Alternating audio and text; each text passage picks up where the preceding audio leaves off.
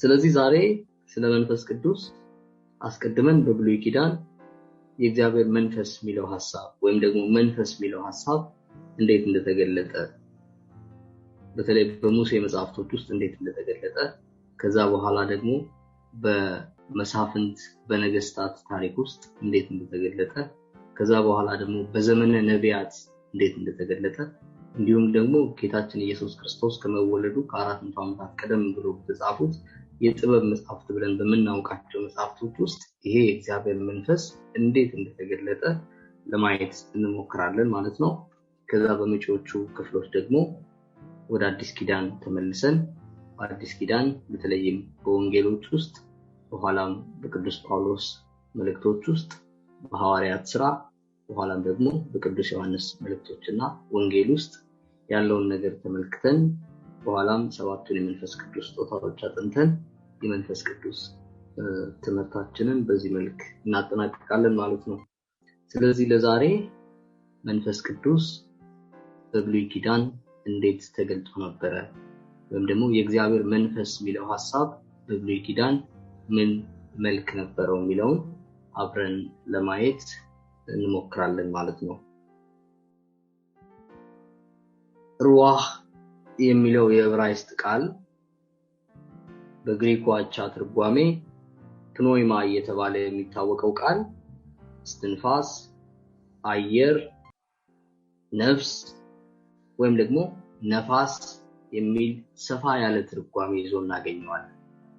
ይህ ሩዋ የሚለው የዕብራይስጡ ቃል በብሉይ ኪዳን መጽሐፍት ውስጥ 378 ጊዜያት ያክል ተጠቅሶ እናገኘዋለን።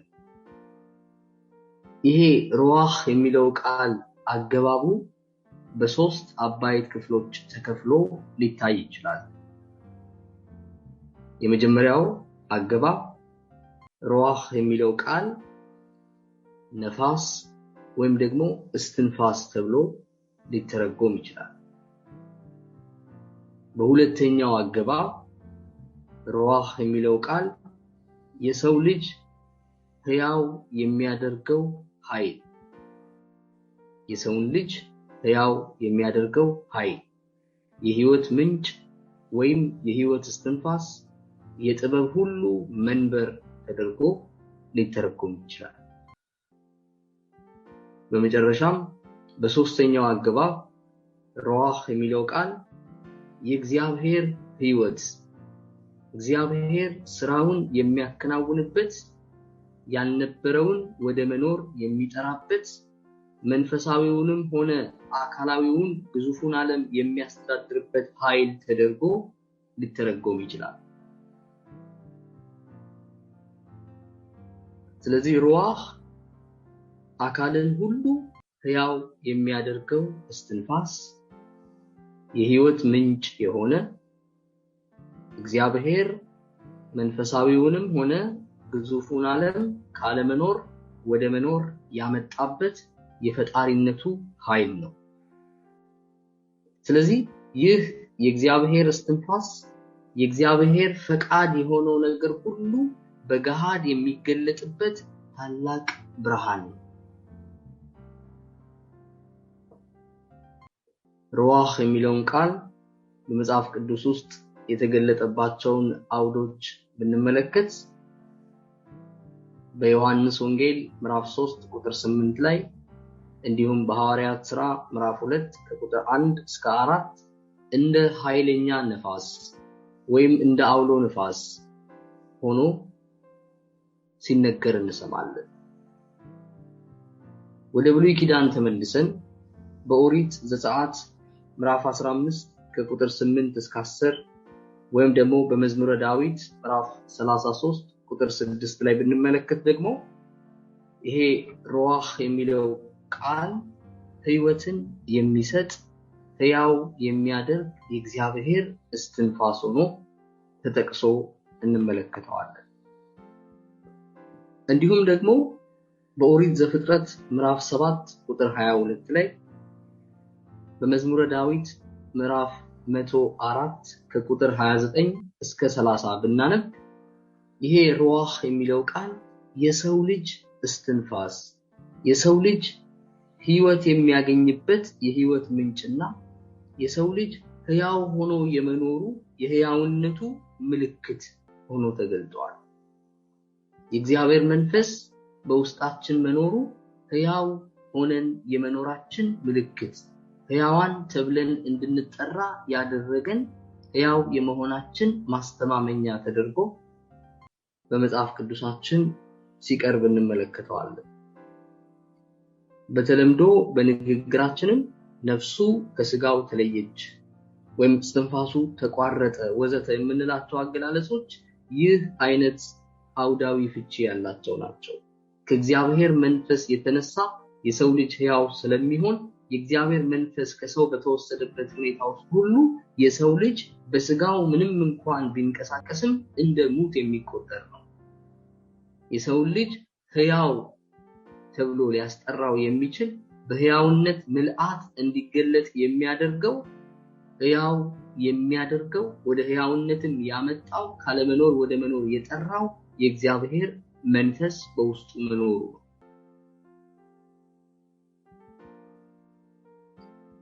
ስለዚህ ይህ የእግዚአብሔር እስትንፋስ የእግዚአብሔር ዓላማ የሚፈጸምበት የእግዚአብሔር ተልእኮ ግቡን የሚመታበት ኃይል ነው። የእግዚአብሔር ዓላማ የእግዚአብሔር ተልእኮ ሰው ሁሉ በተፈጠረበት ክብር ምልአት እንዲገለጥ የሰው ልጅ ሁሉ ወደ ተፈጠረበት ምልአት ከፍ የሚያደርገው የሰው ልጅ ሁሉ ወደ ተጠራበት ጥሪ ምልአት ከፍ የሚያደርገው ይህ የእግዚአብሔር ቅዱስ መንፈስ። ይህንን ለማየት በኦሪት ዘጸአት ምዕራፍ 31 ከቁጥር 3 ጀምረን ብናነብ የእግዚአብሔርን ማደሪያ ለመስራት ባጻልኤል የተባለ አገልጋይ ሲመረጥ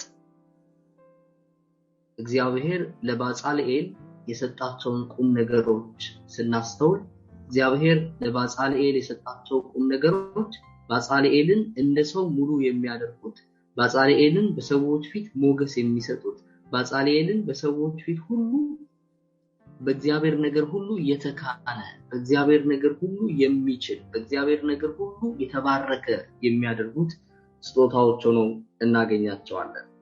ስለዚህ በኦሪት ዘጸአት ምዕራፍ 31 ቁጥር 3 ላይ የእግዚአብሔርን ማደሪያ ለመስራት ባጻልኤል ሲመረጥ እግዚአብሔር ማንኛውንም የእጅ ጥበብ መስራት እንዲችል ማስተዋልና ብልሃት የማወቅም ችሎታ ይኖረው ዘንድ በመንፈሴ እንዲሞላ አድርጌዋለሁ ይላል። ባጻልኤል በእግዚአብሔር መንፈስ የተሞላበት ዓላማ ማስተዋልና ብልሃት የማወቅም ችሎታ እንዲኖረው ነው። ማስተዋልን የሚሰጥ ብልሃትንም የሚሰጥ ዕውቀትንም የሚሰጥ የእግዚአብሔር መንፈስ ስለሆነ እግዚአብሔር መንፈሱን በባጻልኤል በሞላበት ጊዜ ባጻልኤል የማስተዋልና የብልሃት መንፈስ የዕውቀትም መንፈስ እንደተቀበለ መጽሐፍ ቅዱስ ይናገራል። ይህንን የተቀበለው ለምንድነው ካልን መጽሐፍ ቅዱሱ ቀጥሎ ሲናገር ስለዚህም በብልሃት የሥራ ዕቅድ እያወጣ ከወርቅ ከብርና ከነሐስ ልዩ ልዩ ነገሮችን ይሰራል ይላል። አንደኛ የሥራ ዕቅዱን የሚያወጣው በብልሃት ነው። ሲለካ አያጎልም አያስተርፍም። ከላይ ሳይጎድል ከታች ሳይጨምር ልከኛው ላይ ይለካል። ይህን አይነት ዕውቀት ይህን አይነት ሙላት የተሰጠው። ሁለተኛ ከወርቅ ከብርና ከነሐስ ልዩ ልዩ ነገሮችን ይሰራል ሲል በወርቅ መሰራት ያለበትን በነሐስ አይሰራም፣ በነሐስ መሰራት ያለበትንም በብር አይሰራም። ሁሉ በተገቢው ስፍራ እግዚአብሔር ባየለት ስፍራና ሁኔታ እግዚአብሔር በፈቀደውና በወደደው መጠንና ልክ እንዲሰራ ባጻልኤል በዚህ መንፈስ ተባርኮ ነበር።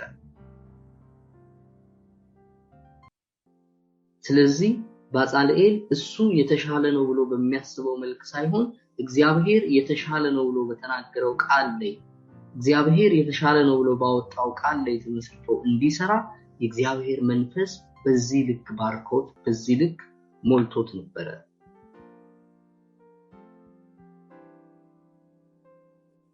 ከዛም መጽሐፍ ቅዱሳችን ቀጥሎ እንዲሁም ለፈርጥ የሚሆነውን የዕንቁ ድንጋይ ለመቅረጽ እንጨትንም ለመጥረብ ሌላውንም ስራ ሁሉ በጥበብ ለማከናወን ይችላል ይላል። ለፈርጥ የሚሆነውን የዕንቁ ድንጋይ ለመቅረጽ ባጻልኤል ብቻ ሳይሆን በዛ ዘመን የነበሩ ሌሎችም በርካታ ባለሙያዎች ይህንን የማድረግ ችሎታ ነበራቸው። ለፈርጥ የሚሆነውን ዕንቁ የመቅረጽ ችሎታ ነበራቸው። እንጨት የመጥረብም ችሎታ ነበራቸው። ነገር ግን ባጻልኤል እነዚህን ሁሉ የሚያደርገው እንደ ሰው ችሎታ መጠን ሳይሆን እንደ እግዚአብሔር የጥበብ ስጦታ መጠን። መንፈስ ቅዱስ እንደ ሰው ችሎታ ብቻ ሳይሆን እንደ እግዚአብሔር የጥበብ ስጦታ ጭምር እንድንሰራ የሚያስታጥቀን መንፈስ ነው። በባጻልኤል ላይ ወርዶ የምናየው መንፈስ ባጻልኤል ይህንን ሁሉ ነገር በጥበብ ለማከናወን ይችላል ይላል። ስራውን ብቻ ማከናወን ሳይሆን ስራውን በጥበብ ማከናወን ይችላል ይላል። ስራን ማከናወን አንድ ነገር ነው፣ ስራን በጥበብ ማከናወን ግን የተለየ ነገር ነው። ስለዚህ እግዚአብሔር መንፈስ እንዲህ ያለውን ጥበብ፣ እንዲህ ያለውን ዕውቀት፣ እንዲህ ያለውን ችሎታ የሚሰጠው የእግዚአብሔር ሐሳብና ተልእኮ እንዲፈጸም፣ ይህም የእግዚአብሔር ሐሳብና ተልእኮ ሰው ሁሉ ወደ ተፈጠረበት ዓላማና ክብር ከፍ እንዲል፣ ሰው ሁሉ ወደ ተጠራበት ጥሪ ያውም የእግዚአብሔር ልጆች የመሆን የጌታችን የኢየሱስ ክርስቶስ ወንድሞችና እህቶች ሆኖ የመንፈስ ቅዱስ ቤተ መቅደስ ሆኖ ለመሰራትና ለመቀደስ ወደ ተጠራንበት ጥሪ ሁሉ ከፍ እንድንል፣ ይህም የእግዚአብሔር ሐሳብ ይህም የእግዚአብሔር ዓላማ ነውና ወደዚህ እንድንመጣ ጌታ መንፈስ ቅዱስ እንዲህ እንደሚያግዘን እንዲህ እንደሚያዘጋጀን መጽሐፍ ቅዱሳችን ይናገራል። ስለዚህ ጥምቀታችንና በመንፈስ ቅዱስ መሞላታችን እንደ ተራ ሰው እንድንሰራ ሳይሆን በየተሰማራንበት የሥራ ዘርፍ ለእግዚአብሔር ፈቃድ መፈጸም በእግዚአብሔር ዓላማና ዕቅድ ውስጥ መንፈስ ቅዱስ እንደሚፈልገው እንድንሰራ፣ በእያንዳንዱ የሥራ ዘርፍ እያንዳንዳችን በምንሰራው እያንዳንዳችን በምናከናውነው የሥራ ዘርፍ ውስጥ ሁሉ ለእግዚአብሔር ፈቃድ መፈጸም በእግዚአብሔር ዓላማና ዕቅድ ውስጥ መንፈስ ቅዱስ እንደሚፈልገው እንድንሰራ ነው። እኛ ብቻ እንደምንፈልገው እንድንሰራ ሳይሆን መንፈስ ቅዱስ እንዲሰራ በሚፈልገው ልክ በእኛ ውስጥ እንዲሰራ ራሳችንን ለመንፈስ ቅዱስ ስራ ክፍት ማድረግ ነው። የጥምቀታችን ዓላማ፣ የመንፈስ ቅዱስ ስጦታዎችን የመቀበላችን ዓላማ ይሄው ነው። መንፈስ በእኛ ውስጥ ሊያከናውን የሚፈልገውን እንዲያከናውን እግዚአብሔር በውስጣችን እኛ በሰፋንለት ልክ ሳይሆን እንደ እግዚአብሔርነቱ ክብር እንዲገለጥ እያንዳንዳችን ከመንፈስ ቅዱስ ጋር ህብረት እንድናደርግ ተጠርተናል። ከመንፈስ ቅዱስ ጋር ህብረት ማድረግ ካልተለማመድን እግዚአብሔር በህይወታችን በእግዚአብሔርነቱ ለመገለጥ እግዚአብሔር በህይወታችን በእግዚአብሔርነቱ ለመንቀሳቀስ እድል አያገኝም። እግዚአብሔር በውስጣችን በእግዚአብሔርነቱ እንዲገለጥ እግዚአብሔር በውስጣችን በእግዚአብሔርነቱ እንዲንቀሳቀስ ከፍ ያለውን ዝቅ የሚያደርግ ሸለቆውን የሚሞላና የሚደለድል የእግዚአብሔር መንፈስ በነፍስ ውስጥ ነፃ ስፍራ ማግኘት አለበት። ስለዚህ እያንዳንዱ ክርስቲያን በሚስጥረ ጥምቀት አማካኝነት ወደዚህ የመንፈስ ቅዱስ ህብረት ተጠርቷል። ስለዚህ መጽሐፍ ቅዱስ ስለ መንፈስ ቅዱስ ሲናገር መንፈስ ቅዱስን በተለያዩ መንገዶች በተለይም መንፈስ ቅዱስ በውስጣችን ከሚያከናውናቸው ቁም ነገሮች ጋር እያያያዘ ሲናገር እያያያዘ ሲገልጽልን ቅድም እንደተመለከተው የጥበብና የማስተዋል መንፈስ፣ ስራን ሁሉ በብልሃት የመስራት የማከናወን መንፈስ፣ እኛ እንደምንፈልገው ብቻ ሳይሆን እግዚአብሔር እንዳየውና እንደፈለገው እግዚአብሔር እንደለካውና እንደወሰነው እግዚአብሔር እንዳበጀው ገደብ ሁሉ እንድንሰራ የሚያደርግ መንፈስ እንደሚሰጥ ይናገራል። በዘጸአት 31:3 ላይ የባጻልኤልን ሐሳብ ስንመለከት የእውቀት መንፈስ እንደተሰጠው የጥበብ መንፈስ እንደተሰጠው እንመለከታለን። እንዲሁም ደግሞ ነብዩ ኢሳይያስ የጌታ መንፈስ ወይም ደግሞ እሱ ራሱ አምላክ የሆነው መንፈስ ምን አይነት መንፈስ እንደሆነ እየጠቀሰ ሲናገር በምዕራፍ 40 በቁጥር 13 ላይ የእግዚአብሔርን መንፈስ ያዘዘ ወይም ያስተማረ ማን ነው ይላል። የእግዚአብሔር መንፈስ ዕውቀት ነው። የእግዚአብሔር መንፈስ ጥበብ ነው። የእግዚአብሔር መንፈስ ምልአት ነው። ስለዚህ ያንን ያዘዘ ወይም ያስተማረ ማን ነው? በኋላም በመንፈስ ቅዱስ ላይ የሚፈጸም አመጽ በእግዚአብሔር ላይ የሚደረግ መሆኑን ሲያመለክት ኢሳይያስ በትንቢቱ በምዕራፍ 63 ቁጥር 10 ላይ እነሱ ግን አመጹ፣ ቅዱስ መንፈሱንም ማስመረሩ፣ ስለዚህ ተመልሶ ጠላት ሆናቸው፣ እርሱም ተዋጋቸው ይላል። ስለዚህ መንፈስ ቅዱስ የጥበብ መንፈስ፣ የዕውቀት መንፈስ፣ የብልሃት መንፈስ፣ ምሪትን የሚሰጥ መንፈስ፣ አቅጣጫን የሚያመላክት መንፈስ፣ ሁሉን የሚያዝ፣ ሁሉን የሚያስተምር፣ ሁሉን የሚመክር መንፈስ።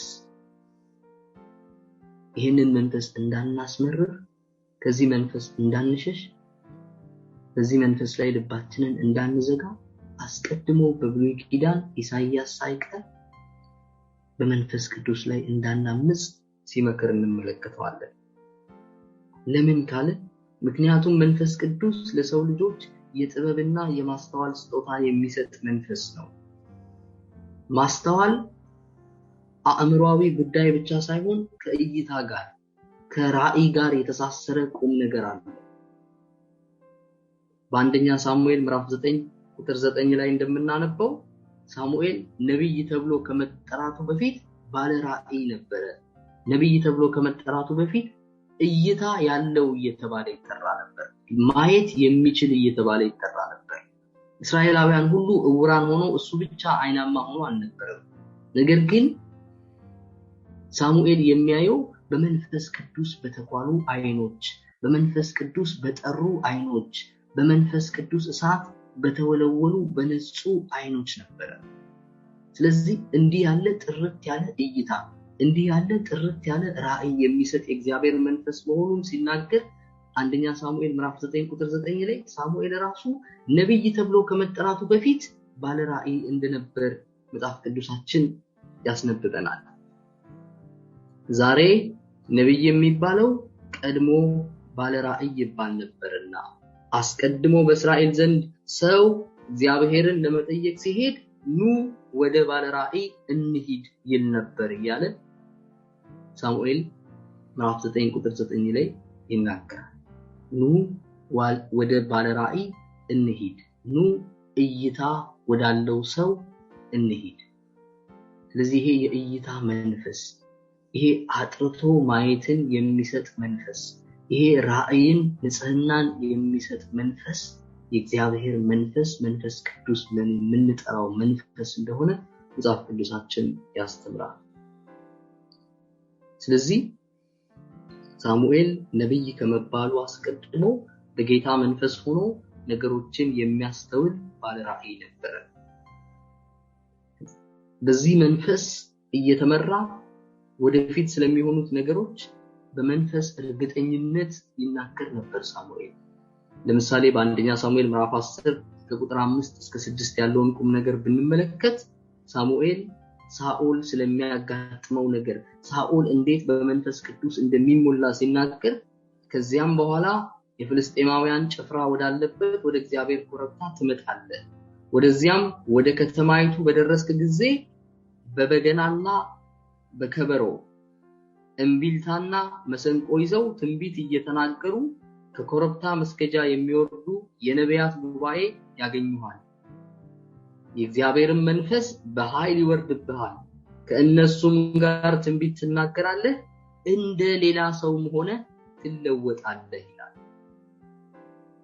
ይህም አንድ ምዕራፍ ቀጥለን ብናነብ በምዕራፍ 10 ቁጥር 10 ላይ ቃል በቃል እንደተፈጸመ እንመለከታለን። ስለዚህ የእግዚአብሔር የሆነው መንፈስ የሚለውጥ መንፈስ፣ አዲስ ማንነትን የሚሰጥ መንፈስ፣ በተለይም ደግሞ በብሉይ ኪዳን የእግዚአብሔር የሆነው መንፈስ ለመሪዎችና ለነገስታት እውነትን፣ ፍርድንና የመለየትን ስጦታ የሚሰጥ መንፈስ እንደነበረ በስፋት በብሉይ ኪዳን ውስጥ ተንጸባርቆ ይገኛል። በእነዚህ ሁሉ ውስጥ ያለው የእግዚአብሔር ተልእኮ የእግዚአብሔር ዓላማ ይፈጸም ዘንድ የእግዚአብሔርም እቅዶች እኛ በተመኘንላቸው ጊዜ ሳይሆን እሱ በወሰነላቸው ዘመን እንደ ፈቃዱ ይፈጸሙ ዘንድ ነው። የእግዚአብሔር መንፈስ በስራ ላይ የሚንቀሳቀሰው፣ የእግዚአብሔር መንፈስ ለሰው ልጆች የሚሰጠው፣ እግዚአብሔር መንፈስ ቅዱስ በመካከላችን የሚመላለሰው የእግዚአብሔር አብ ዓላማ ይፈጸም ዘንድ እሱ የወደዳቸው የፈቀዳቸው የሱ እቅዶች እኛ ይሁኑልን ባልናቸው ጊዜ፣ እኛ በተመኘናቸው፣ እኛ አጥብቀን በፈለግናቸው ጊዜ ብቻ ሳይሆን እሱ ራሱ በወሰነላቸው ዘመን እንደ ፈቃዱ ይፈጸሙ ዘንድ ለማስቻል ነው። ለዚህ ነው የእግዚአብሔር መንፈስ ያለባቸው ሰዎች እግዚአብሔርን በማያምኑት ዘንድ እንኳን ይታወቃሉ፣ እግዚአብሔርን በሚያሳድዱት ዘንድ እንኳን ይታወቃሉ። ስለዚህ የግብፁ ንጉስ ፈርዖን የእግዚአብሔር መንፈስ በዮሴፍ ላይ መኖሩን ተመልክቶ በሱም በኩል እግዚአብሔር ለዛች ምድር ያደረገላትን መልካም ነገር በማወቁ በዘፍጥረት 41 ቁጥር 38 ላይ እንደምናነበው ፈርዖን ስለ ዮሴፍ ሲመሰክር በእውኑ ይላል፣ በእውኑ የእግዚአብሔር መንፈስ ያለበትን እንዲህ ያለ ሰው እናገኛለን እያለ ይጠይቃል። የእግዚአብሔር መንፈስ ያለበት እንዲህ አይነት ሰው ከየት እናገኛለን እያለ ፈርዖን እንኳን ሳይቀር ይጠይቃል። የእግዚአብሔር መንፈስ በውስጣችን እንዲንቀሳቀስ በተፈቀደለት ጊዜ ሁሉ የእግዚአብሔር መንፈስ በውስጣችን ጌታችን ኢየሱስ ክርስቶስን እንዲቀርጽ፣ ጌታችን ኢየሱስ ክርስቶስን በአይኖቻችን እንዲስል በተፈቀደለት ቦታ በተፈቀደለት ህይወት ውስጥ ሁሉ ሌሎች ሳይቀር እግዚአብሔር ማን መሆኑን የሚያዩበት እይታ፣ ሌሎች ሳይቀር እግዚአብሔር ማን መሆኑን የሚያውቁበት ዕውቀት ይወለዳል። ፈርዖን አምላክ ነበር። ግብፃውያን አምላክ የሚሉት ፈርዖን የዮሴፍ አምላክ ከሱ እንደሚለይ ያውቃል። የዮሴፍ አምላክን የሚመስል አምላክ እንደሌለ ያውቃል። ስለዚህ የዮሴፍን አምላክ የሚመስል አምላክ ያለው ሌላ ሰው ከየት እናገኛለን እያለ ይጠይቃል። የዮሴፍ አምላክ የሚለይ አምላክ ስለሆነ፣ የዮሴፍ አምላክ ከፍ ያለ አምላክ ስለሆነ፣ የዮሴፍ አምላክ በጥበብ በማስተዋል በብልሃት ሁሉን ነገር ወደ ፍጽምና፣ ሁሉን ነገር ወደ ሙላት፣ ሁሉን ነገር ወደ ህይወት የሚያመጣና የሚቀይር አምላክ ስለሆነ ፈርዖን ሳይቀር የዮሴፍን አምላክ ይፈልገዋል።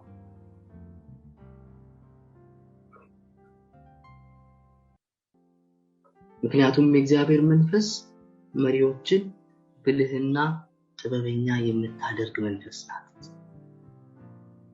እግዚአብሔር መሪዎች ከማንም በላይ ጥበብ የሚያስፈልጋቸው፣ የህዝቡንም ሸክም ለመሸከም ብርቱ ኃይል እንደሚያስፈልጋቸው አስቀድሞ ለሙሴ ሲናገር በኦሪት ዘኍልቍ ምዕራፍ 11 ከቁጥር 16 ጀምረን ብናነብ እግዚአብሔር ለሙሴ ከእስራኤል ሽማግሌዎች በህዝቡ ላይ ሽማግሌዎችና አለቆች የሆኑ ዘንድ 70 ሽማግሌዎችን ሰብስብልኝ ይለዋል። በህዝቡ ላይ ሽማግሌዎችና አለቆች የሆኑ ዘንድ 70 ሽማግሌዎችን ሰብስብልኝ። ነገር ግን እነዚህ የተሰበሰቡት በህዝቡ ላይ አለቃ ለመሆን፣ በህዝቡ ላይ ሽማግሌዎች ለመሆን የተሰበሰቡት ሰዎች በምንድነው አለቅነታቸውን የሚያገኙት? በምንድነው የሽማግሌነት ስራቸውን የሚወጡት ስንል እግዚአብሔር ምን ይላል? በአንተ ካለው መንፈስ ወስጄ በእነሱ ላይ አደርገዋለሁ። አንተም ብቻ እንዳትሸከም የሕዝቡን ሸክም ካንተ ጋር ይሸከማሉ ይላል። የሕዝብን ሸክም የሚሸከሙበት ጉልበት ነው መንፈስ ቅዱስ። የሕዝብን ሸክም የሚሸከሙበት ኃይል ነው መንፈስ ቅዱስ። የሕዝብን ሸክም የሚሸከሙበት መታመን ነው መንፈስ ቅዱስ። ስለዚህ እግዚአብሔር መንፈስ ቅዱስ መስቀልን የሚያስችል መንፈስ እንደሆነ መጽሐፍ ቅዱስ ያስተምረናል። እንዲሁም ደግሞ የእግዚአብሔር መንፈስ ለአገልግሎት የሚለይ መንፈስ ነው። ሙሴ እንደማንኛውም ሰው ምድራዊውን አገልግሎቱን ጨርሶ በእድሜው ማገባደጃ ዘመን ለሞት ሲቃረብ እሱን የሚተካውን አገልጋይ እስራኤልን ወደፊት የሚመራውን አገልጋይ ለመምረጥ የእግዚአብሔር ድምጽ ለሙሴ ሲናገር በኦሪት ዘኍልቍ ምዕራፍ 21 ቁጥር 11 ላይ ስናነብ መንፈስ ያለበትን የነዌን ልጅ ኢያሱን ወስደህ እጅህን በላዩ ላይ ጫንበት ይለዋል። መሪነት በሕዝብ ፊት መቆም ዝም ብሎ የሚገኝ ነገር ሳይሆን መንፈስ ያለበትን የነዌን ልጅ ኢያሱን ወስደህ እጅህን በላዩ ላይ ጫንበት እያለ እግዚአብሔር ራሱ ለመሪዎች መንፈስን እንደሚሰጥ፣ መሪዎች በመንፈስ ካልሆነ በስተቀር የእግዚአብሔርን ሕዝብ ለመምራት እንደማይችሉ፣ የእግዚአብሔርን ሕዝብ መስቀል መሸከም እንደማይችሉ በግልጽ ያስተምራል። ስለዚህ የእግዚአብሔር መንፈስ የሚመርጥ መንፈስ፣ የሚለይ መንፈስ፣ የሚሾም መንፈስ ሆኖ እንመለከተዋለን። የኦሪትን መጽሐፍት ትተን ወደ መሳፍንት ዘመን ስንመጣ፣ ወደ ነገስታቱ ዘመን ደግሞ ስንመጣ በእስራኤል መሳፍንት ዘመን የእግዚአብሔር መንፈስ በእስራኤል መካከል እንዴት ይሰራ እንደነበረ መጽሐፈ መሳፍንት፣ መጽሐፈ ነገሥት፣ መጽሐፈ ዜና መዋዕል ሁሉ በየዘመኑ በተነሱ መሪዎችና የጦር መኮንኖች ዘንድ የእግዚአብሔር መንፈስ በእስራኤል መካከል እንዴት በስራ ላይ እንደነበረ ያሳዩናል። ኢያሱ ከነዓንን ከያዘበት የእስራኤል ስርወ መንግስት ዳግም እስከ ተቋቋመበት ዘመን ድረስ ያሉት 150 ዓመታት ውስጥ እግዚአብሔር መንፈሱን በመሳፍንቱ ላይ ያደርግ እንደነበረ፣ እስራኤልን በመሳፍንቱ አማካኝነት ይሰበስብ ያድን እንደነበረ እንመለከታለን። በመጽሐፈ መሳፍንት ምዕራፍ 3 ቁጥር 10 ላይ ብንመለከት የእግዚአብሔር መንፈስ በጎንቶንያል ላይ መጣ ይላል። ጎንቶንያል እስራኤልን ሊያድን የተነሳ መስፍን ነበር። የእግዚአብሔር መንፈስ በሱ ላይ እንደነበረ መጽሐፈ መሳፍንት ምዕራፍ 3 ቁጥር 10 ይናገራል። እንዲሁም መጽሐፈ መሳፍንት ምዕራፍ 6 ቁጥር 34 የእግዚአብሔር መንፈስ በጌዲዮን ገባበት ይላል። ጌዲዮን እስራኤልን ከምርኮ ነፃ ያወጣ ኃይለኛ ጦረኛ፣ ኃይለኛ ተዋጊ የነበረ ነው። ነገር ግን የጌዲዮን ድል፣ የጌዲዮን ጦር፣ የጌዲዮን ጋሻ ሌላ ነገር ሳይሆን የእግዚአብሔር መንፈስ ነበር። በጌዲዮን ውስጥ ሆኖ ከጠላት ጋር የሚዋጋ የእግዚአብሔር መንፈስ፣ በጸሎታችን ስንንበረከክ ቤታችንን የምናጥርበት፣ የምንዋጋበት፣ የኛ የሆኑትን ነገሮች ሁሉ የምንከልልበት የእግዚአብሔር መንፈስ፣ እኛ ሳንሆን የምንበረከክ፣ እኛ ሳንሆን የምንዋጋ፣ ይሄ የእግዚአብሔር መንፈስ እንዲዋጋልን መፍቀድን የምንማረው ከጌዲዮን። ጌዲዮን የእግዚአብሔርን መንፈስ ይዞ የወጣ በጥቂት ሰራዊት ጠላቶቹን ሁሉ ድል ያደረገ ንጉስ። ስለዚህ በጌዲዮን ላይ የእግዚአብሔር መንፈስ እንደነበረበት፣ የእግዚአብሔር መንፈስ በጌዲዮን እንደገባበት መጽሐፈ መሳፍንት ምዕራፍ 6 ቁጥር 34 ላይ ይናገራል። እንዲሁም ደግሞ መጽሐፈ መሳፍንት ምዕራፍ 11 ቁጥር 29 ላይ ብናነብ የእግዚአብሔር መንፈስ በዮፍታሔ ላይ መጣ ይላል። የተደነቀ ንጉስ፣ ምሪት የሚችል ንጉስ፣ ምክር የሚችል ንጉስ የሆነው ዮፍታሔ የእግዚአብሔር መንፈስ በሱ ላይ እንደነበረ፣ የእግዚአብሔር መንፈስ እንደመጣበት፣ ከእግዚአብሔር መንፈስም የተነሳ ህዝቡን በቅድስና ያስተዳደር እንደነበረ እናነባለን። እንዲሁም በመጨረሻ በመጽሐፈ መሳፍንት ምዕራፍ 13 ቁጥር 25 ላይ ብናነብ የእግዚአብሔር መንፈስ ሳምሶንን በጾረና በኤሽታኦል መካከል ባለው ወንደር በዳን ሰፈር ውስጥ ሊያነቃቃው ጀመረ ይላል።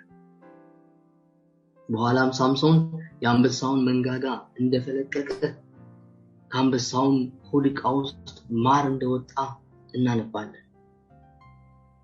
የእግዚአብሔር መንፈስ የማይቻለውን ነገር እንኳን የሚያስችል ከሰው አቅም በላይ ነው የሚባለውን ነገር እንኳን ሳይቀር ከሰው ልጅ በታች ከእግሮቻችን በታች የሚያስገዛልን የሚጥልልን መንፈስ እንደሆነ መጽሐፍ ቅዱሳችን ይናገራል።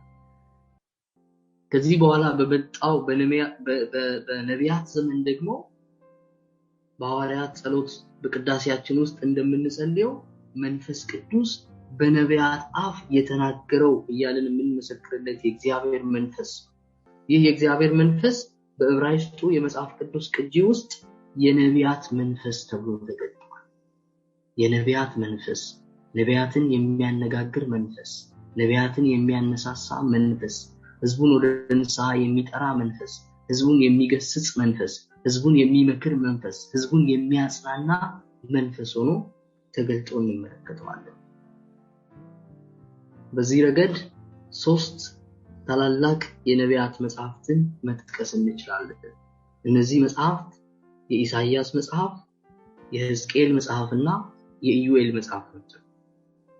ስለዚህ በኢሳይያስ በሕዝቅኤል እና በኢዩኤል መጽሐፍ ውስጥ ይሄ ሩዋህ የሚለው መንፈስ የሚለው ቃል እጅግ በተደጋጋሚ የተጠቀሰባቸው የብሉይ ኪዳን የነቢያት መጽሐፍት ናቸው።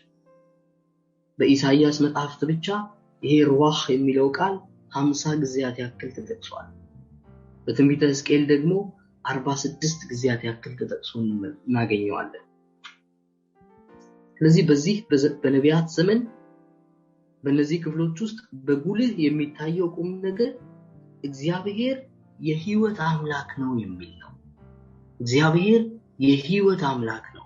ሕይወት ባለበት ቦታ ሁሉ የእግዚአብሔር መንፈስ በዛ አለ። ከሕይወት ተቃራኒ የሆነ ተግባር ባለበት፣ ከሕይወት ተቃራኒ የሆነ የጨለማ ስራ ባለበት ሁሉ በዛ የእግዚአብሔር መንፈስ የለም እያሉ ነቢያቱ የእግዚአብሔር መንፈስ የሕይወት መንፈስ መሆኑን፣ ሕይወት የሚሰጥ መንፈስ መሆኑን ጎላ አድርገው ያስደምጡናል። ኢሳይያስ ይህንን መንፈስ የሚለውን ቃል ለመጀመሪያ ጊዜ የተጠቀመበት አገባብ በሕይወት ያለና ሕያው ተብሎ ይጠራ ዘንድ የተገባው ሁሉ ከእግዚአብሔር መንፈስ የወጣ መሆኑን የሚያሳይ። ለኢሳይያስ የእግዚአብሔር መንፈስ ሕይወት ያለበትና ሕያው ተብሎ ለመጠራት የተገባ የሆነው ሁሉ የወጣበት የመጣበት ምንጭ ነው የእግዚአብሔር መንፈስ። ኢሳይያስ እግዚአብሔር የሕይወት መንፈስ፣ እግዚአብሔር የተሐድሶ መንፈስ፣ እግዚአብሔር የፈውስ አምላክ፣ እግዚአብሔር መንፈስ ምርኮን የሚመልስ የተሰበረውን ነገር የሚጠግን መሆኑን ሲያሳይ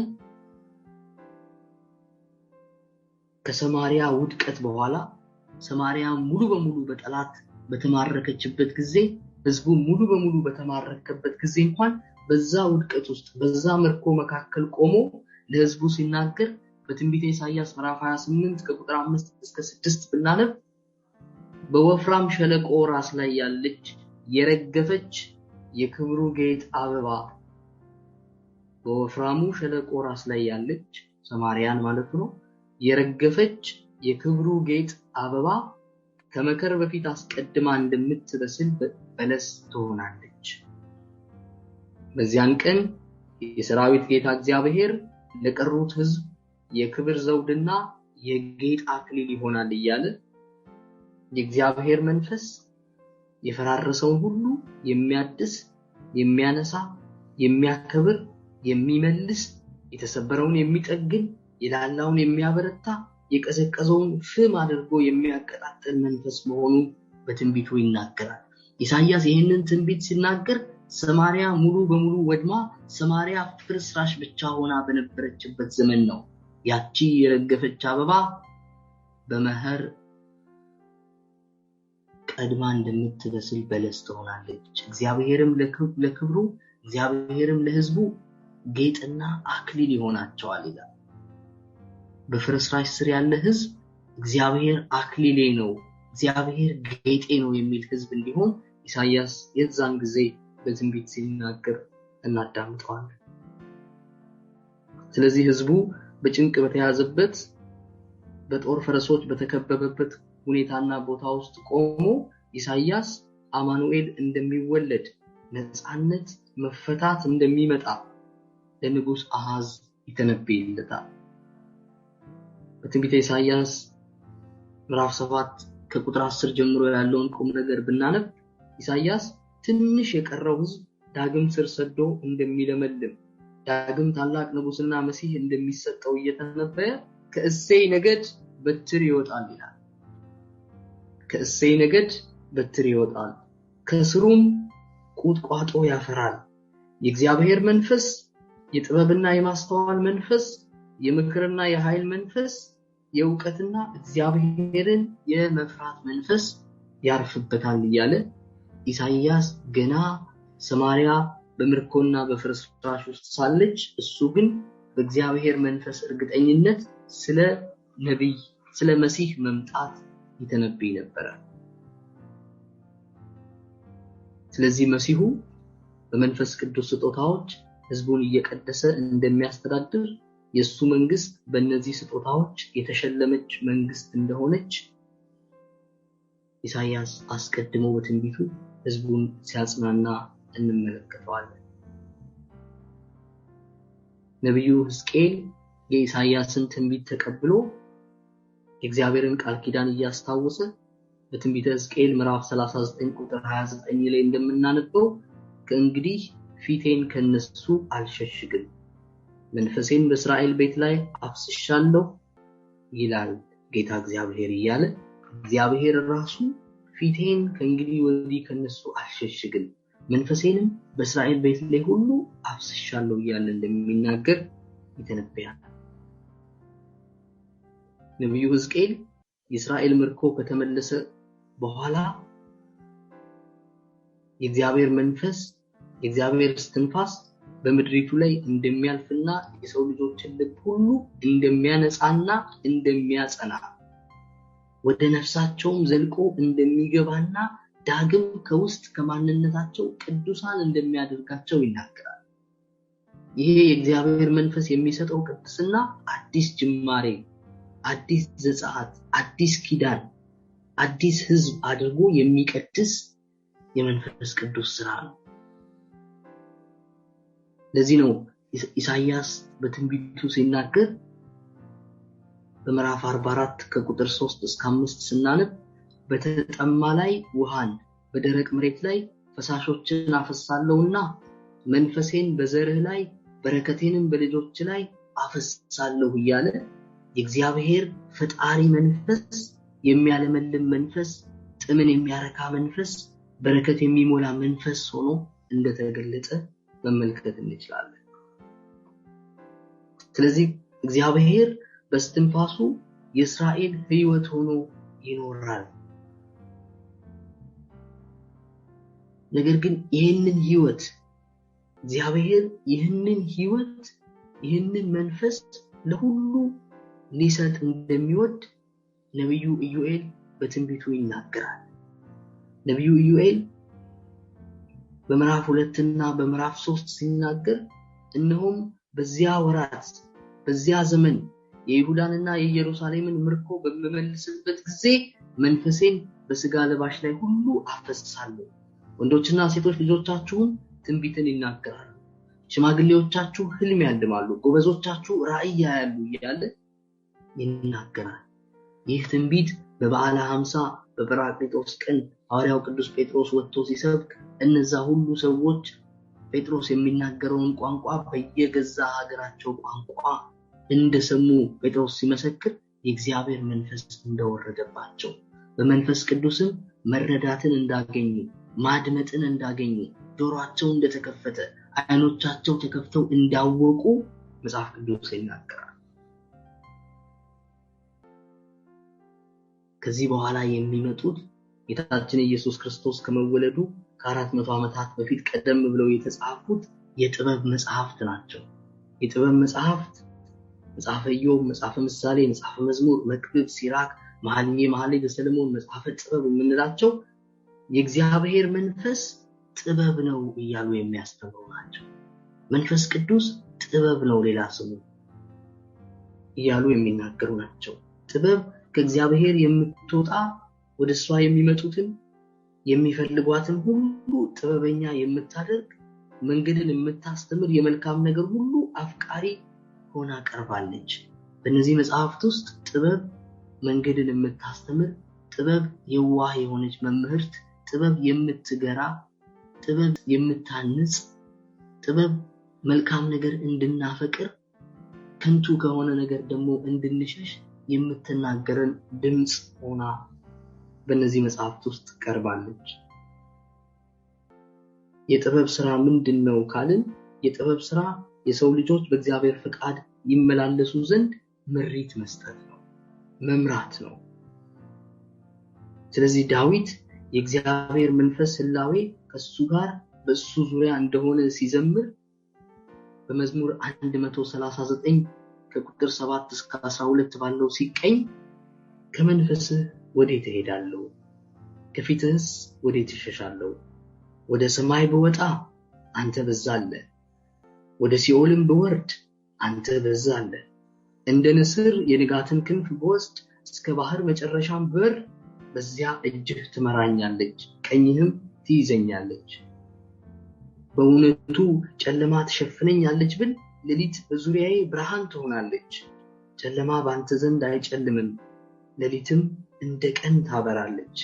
እንደ ጨለማዋ እንዲሁ ብርሃኗ ነው እያለ የእግዚአብሔር መንፈስ ሁሉን ሞልቶ የያዘ፣ የእግዚአብሔር መንፈስ የተሸሸገውን የሚገልጥ፣ የእግዚአብሔር መንፈስ ልብንና ኩላሊትን የሚመረምር፣ የእግዚአብሔር መንፈስ ሁሉን በብርሃን የሚገልጥ፣ የእግዚአብሔር መንፈስ ከንስር በላይ ከፍ እንል ዘንድ የሚያስችለን መንፈስ እንደሆነ ዳዊት በመዝሙሩ ይናገራል።